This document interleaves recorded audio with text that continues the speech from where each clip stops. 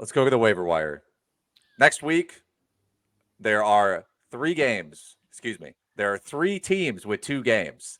Warriors, Thunder, Sixers have 2 games, so be careful about that. I'm going to jump right into it. My available in 50% of leagues player, Kyle Anderson, the Minnesota Timberwolves, who I'm confident I've recommended at least once, if not twice before. Since joining the starting lineup on December 7th, Slow-Mo is ranked 64th in 8 cat per game value, averaging 10, 5, and 5 with 2.3 stocks, 52 field goal percentage. The past 3 games with Rudy Gobert out, he's averaging 15, 11, and 8. With double last night, I think. He's a triple-double machine right now. Also, only 1 turnover per game in the past 3 games. Over the past month and a half, he's been a better fantasy player than Tobias Harris, Kyle Kuzma, Franz Wagner, Jarrett Allen, Jakob Poeltl, Mikal Bridges, and Terry Rozier. Somehow is only 57% rostered. I have no idea. This is very confusing to me. Please add Kyle Anderson. We have no idea when Towns is coming back. It's just, even when he does, Anderson is just, he's going to be worth being rostered. Agreed. I don't get it. Agreed. Yeah, good pick. Good pick. And like, even when Gobert as well, he's doing better with Gobert out the past 2 games, but even when Gobert returns, Anderson's going to stick in the starting lineup. He has started, let's see, 11 out of the past 12 games, and missed the other one due to illness or injury. So he's a very solid pickup right now. Ken, let's go to your player.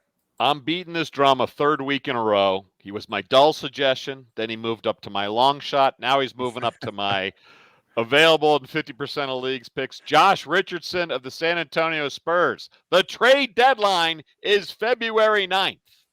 The Spurs are rebuilding, and they're going to deal everyone who's old.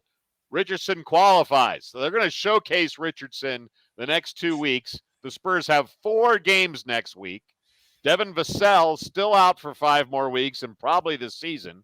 In the last 9 games, Richardson's put up 14 points, 4 dimes, 2 triples, while shooting 53% from the field and 100% from the charity stripe, and getting you 1.7 stocks. Josh Richardson, if only for the next 2 weeks, should be your free agent pickup. He's managed in 31% of Yahoo leagues and only 8% of ESPN.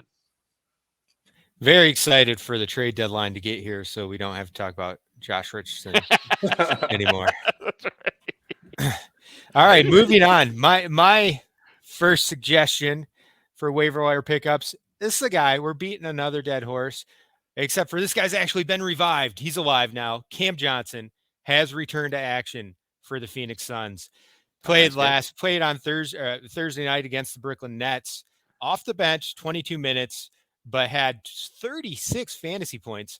The bench role, I fully believe him to. They're just bringing him along slowly. That's a minutes restriction thing, right? Absolutely, absolutely. That would be my guess. Yeah, he had started the season locked into the starting 5.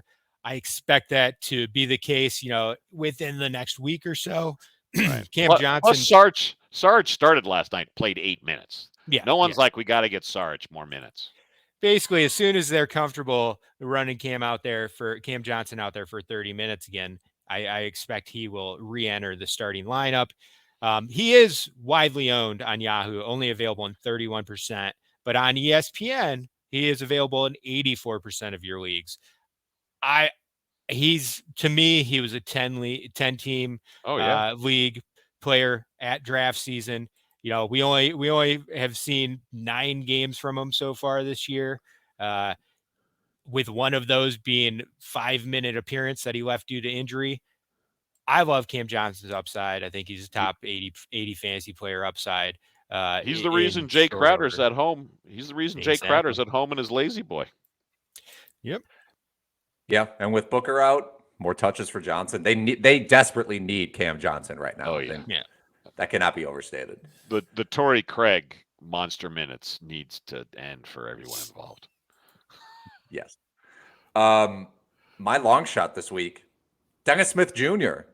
Does not necessarily need to be qualified as a long shot. He could be a normal ad of the week, but he's 25% roster exactly on Yahoo, 16% on ESPN. We don't know when LaMelo Ball is going to come back. Mum's the word, apparently.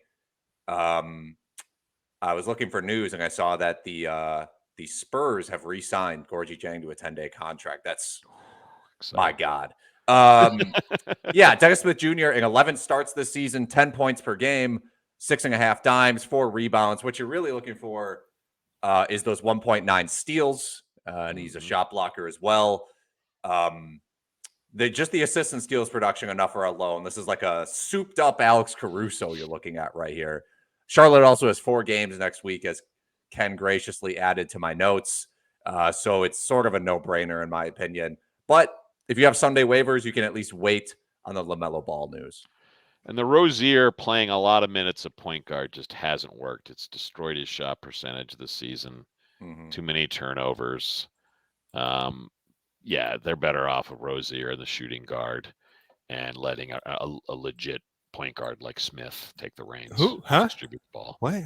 Legit? Well, he's a point guard. Okay. Right? Okay. How about a point guard? I mean, Dennis Smith is definitely the guy to pick up if LaMelo Ball misses any time. But I will just caution some expectations here in that Dennis Smith's most productive stretch was when Rozier, Scary Terry, and LaMelo Ball were both out.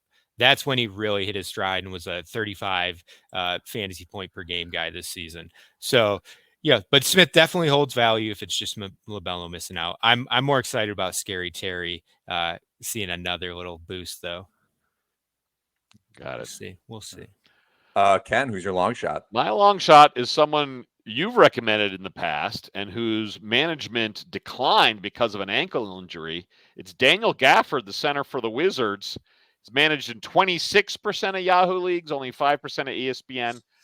But remember, we're hearing big trade rumors about Kyle Kuzma in Washington. Washington says they want to sign him. Kuzma says it's not a big enough market for him in his stardom, which is absurd, but sounds like Kuzma. We're only 11 days removed from Gafford having a run of 12 points, 6.5 boards, and 1.3 blocks a game. That ankle injury took a little of the shine off of Gafford as a free agent pickup, but he is starting for them. Kuzma could be gone, and the Wizards are just spinning their wheels. They should give Gafford a lot of minutes. Hachimura could be gone as well, apparently. Should be. I mean, because even when he does have a good game, it's just points. It's just points. He doesn't affect winning at all. Shannon, who's your long shot? We're going to go with long shots. I'm torn, and I keep bouncing between multiple players. So we'll discuss them each in brief. Basically, just going to list them. We mentioned Hartenstein earlier. I am not a big believer in Hartenstein, but I still think if you're making a speculative grab for the Knicks front court, he's the guy. So I'll pick him up. Hopefully he has a couple good games. Yeah, Knicks only league. Yeah, my guess is you're going to see 1 or 2 big games, 1 or 2 decent games, I should say, from Sims. You'll see them go smaller. Maybe Toppin will have a good game quickly with the smaller lineup, and it's going to be the wealth is going to be spread out in Mitch Rob's absence. But Hartenstein is the one I'm at least if I just have that streaming spot in my lineup, he's the guy that I'm going to stream for the upcoming stretch. 2 other guys who I think are worth looking at. Wenyen Gabriel, he's starting to pick up. He's really starting to pick up his production, and he's eating into Thomas Bryant's role. Over the past 4 games, Wenyen Gabriel has averaged 27 minutes, all off the bench, 13 points, 5.8 rebounds, 1.8 blocks, 66% from the floor, 83% from the line. He's even taking 1.3 3-pointers per game, not really making any. He's worth a look if you're in a deeper format. And then here's a guy that I would recommend stashing. He's coming off a big game, and I want it to be mentioned. Mark Williams, rookie big man for 5 the blocks. Charlotte Hornets. Yep, 17 points, 6 rebounds, and 5 blocks. 8 for 10 from the floor in 19 minutes against the Rockets on Wednesday. They could move Plumlee. I mean, they've got Richards and young Mark Williams, and they're going nowhere. If they can get anything for Plumlee, why not? They should certainly try. You know, the minutes have mostly been there for Williams since he cracked the rotation. He's playing 16 minutes per game, so not crazy minutes, but he's been a regular in the rotation at least over the past dozen games. You know, the speculation here is he's coming off his best game of the season. You know, Plumlee's going to be on the trading block. This team is in the cellar in the Eastern Conference. Why not run out your rookie and get him some extra runs? So if you have that extra roster spot, he's a guy I would look at, especially if you need blocks. He's a classic big man. Per 36 minutes, 15 boards, 2.3 blocks, 1.4 steals. Not finishing that well at the rim this season, but he's a rookie. That'll happen. I agree. They got to get rid of Plumlee and then Richards and Mark Williams. Williams is more upside than Richards. Yeah. And I like the Gabriel pick. I mean, Gabriel's an eye test guy. If you are deranged enough to watch enough Lakers, you can sort of see that he is a positive player for them and that they can't keep him off the court. Like, there's a reason he's been on the team and playing this well for so long. So I like that selection. Ken. I was going to say, if you're torn between Gabriel and Williams, the Lakers have 3 games next week. The Hornets have 4. So I might, just that alone, I might lean to Williams more for the pick. Let's go to my boring pick of the week. And it is boring, except for the hairstyle. Reggie Bullock of those not looking so good Dallas Mavericks. He's only managed in 7% of Yahoo leagues and 1% of ESPN. He is the definition of a streaky shooter, but he's currently hot. The Mavs desperately need scoring with Christian Wood out. So if you need help with threes, this is the week to get Reggie Bullock. Last 3 games, 17.5 points, 4.7 threes per game while shooting 63% from the field. So he's on a heater right now. If you need triples, 1 week of Reggie Bullock might be helpful for you. Try RotoWire free. Go to rotowire.com/try and unlock the paywall by putting in your email.